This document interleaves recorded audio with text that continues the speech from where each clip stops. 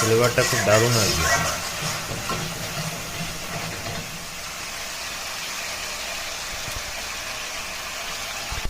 এই যে কষা মশলা, এবার তেল উঠে এসেছে। এবার মাছগুলা সুন্দর করে ছেড়ে দিব।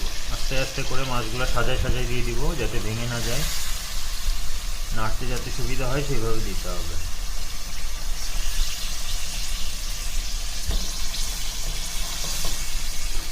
সুন্দর সুন্দর করে সাজায় সাজায় দিব, ঠিক আছে?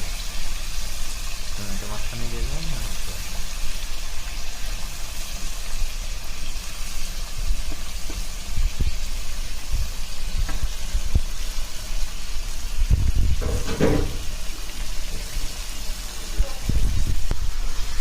এই যে দেখুন, এভাবে ঘোরায় ঘোরায় দিবেন, তাহলে জায়গার জিনিস জায়গায় চলে যাবে, মশলাগুলো সুন্দর করে ঢুকে যাবে, ঠিক আছে?